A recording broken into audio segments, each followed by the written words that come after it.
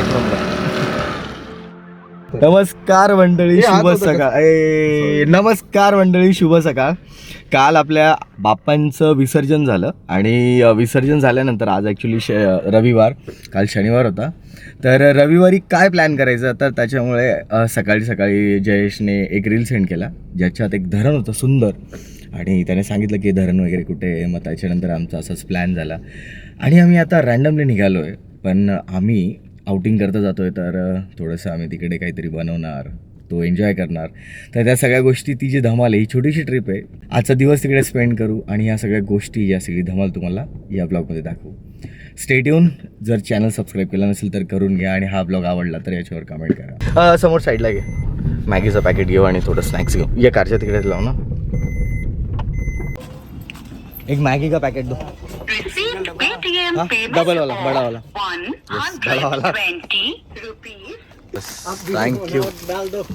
चलो, शुक्रिया सर.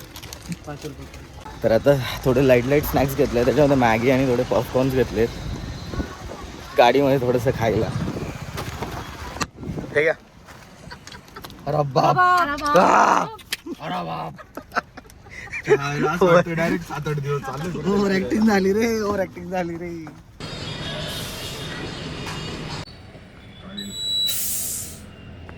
इकडे ही जी समोरची जी बिल्डिंग आहे ना, इकडे जयचा फ्लॅट आहे. त्याला रेणुका पंचतत्व म्हणतात. मध्येच कधीतरी ऊन येत आहे, पण बऱ्याच वेळेस बऱ्याच ठिकाणी पावसाचं वातावरण आहे आणि त्याच्यामुळे इकडे मस्त फिरायची मजा येते.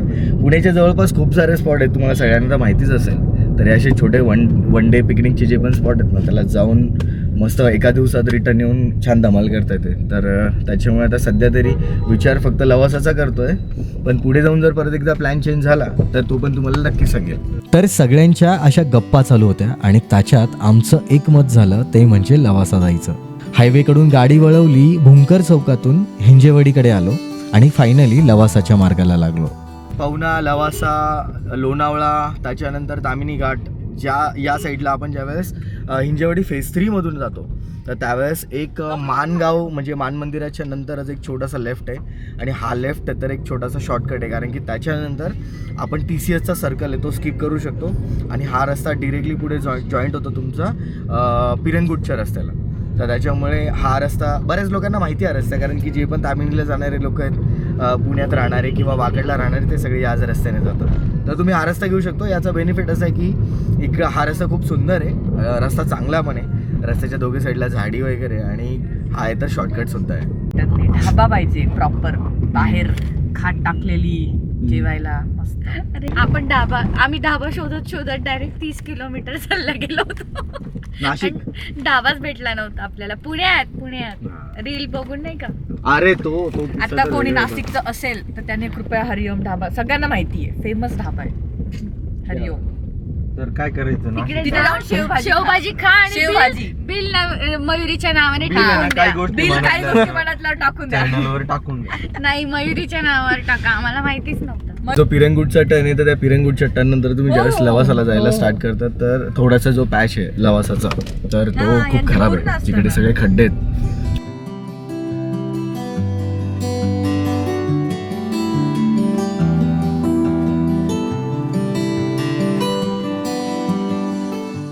No traffic.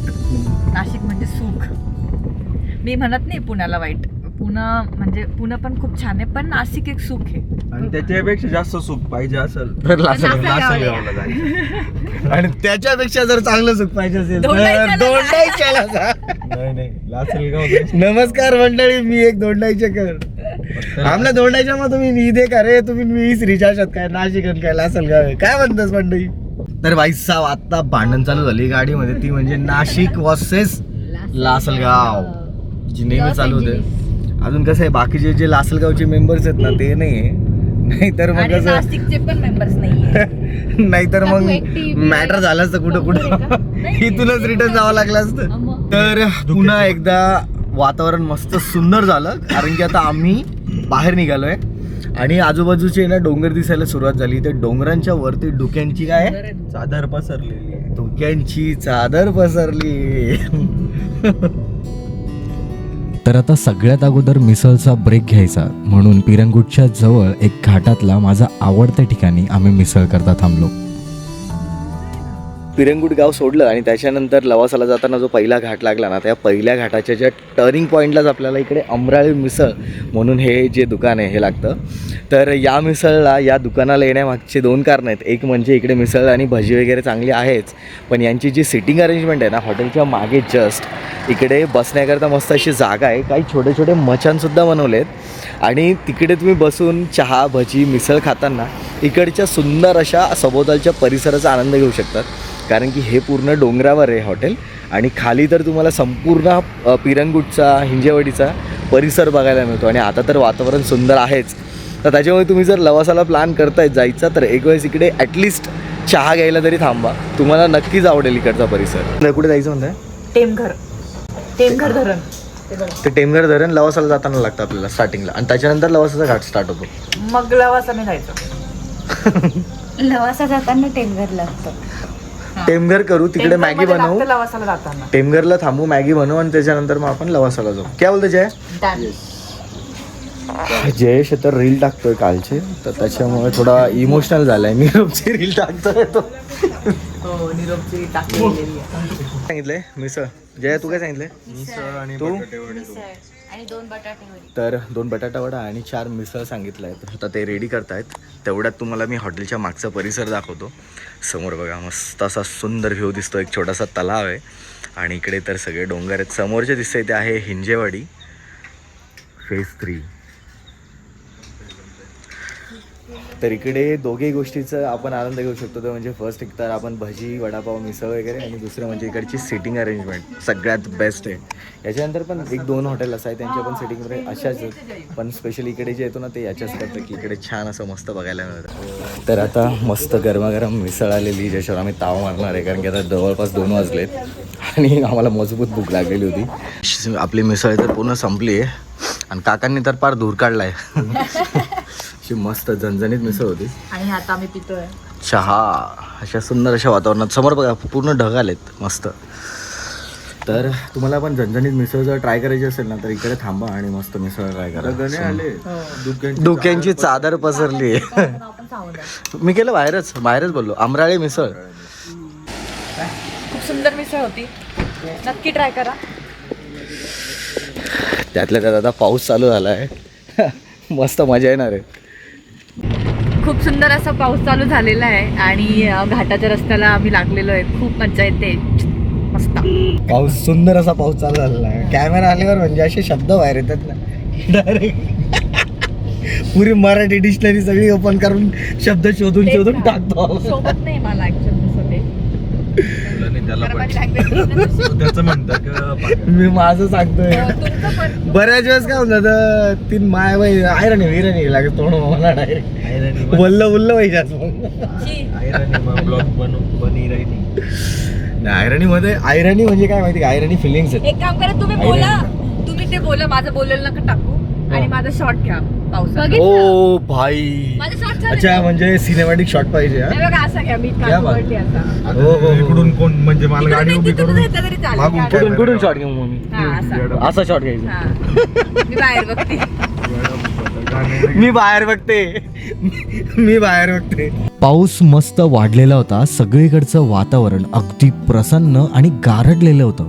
या अशा कमाल वातावरणात आम्ही फुल ऑन धमाल आणि मस्ती करत इकडच्या छोट्या छोट्या गावांमधल्या रस्त्यांमधून लवासाच्या मार्गाने जात होतो. आणि मग काही वेळातच आम्ही पोहोचलो टेमघर धरणला, जे आपल्याला लवासाला जाताना वाटेत लागतं. एक नंबर वातावरण आणि समोर बघा किती मस्त धरण आहे. असं हाय तर ब्रिज आहे आणि हा समोरून रस्ता त्या डोंगरावरून जातो आणि नंतर ॲक्च्युअल घाट चालू होतो तो म्हणजे तर लवासाचा. फुल ऑन मस्त एकदम.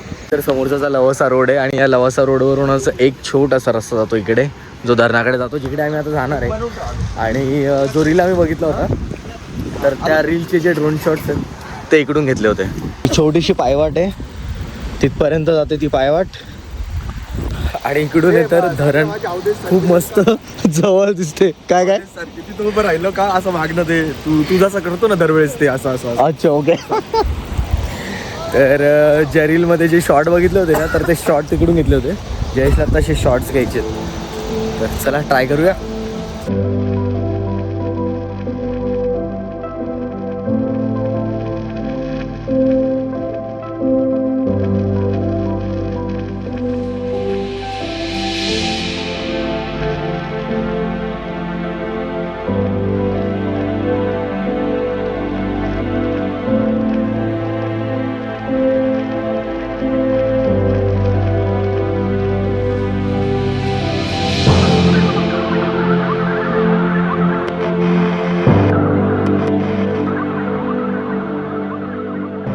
तर आता हे सगळे मस्त डॅमच्या ठिकाणी व्हिडिओ काढताय तर मी तुम्हाला दाखवते.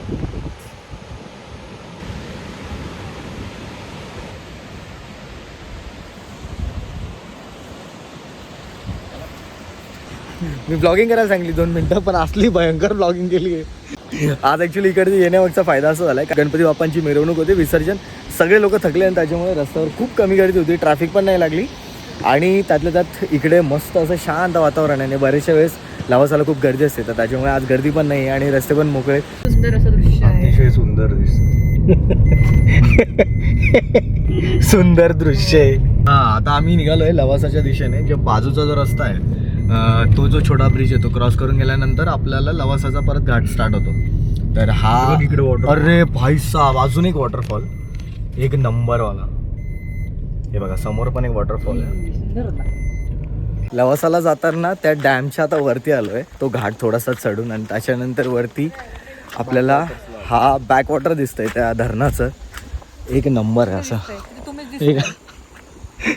हे बघा मस्त असा पाऊस चाललाय सगळीकडे आणि इकडे ना कांदा भजीचे दुकान आहेत मस्त साईडला. मक्का कांदा भजी वगैरे त्याचे. आणि हा संपूर्ण असा किनाऱ्याने लवासाचा घाट आहे. करून सगळं घेतलं पण माचीस नव्हती घेतलेली. मग आता ते जे मक्केवाले त्यांच्याकडून माचीस घेतली कारण की गॅस कसा पेटवणार.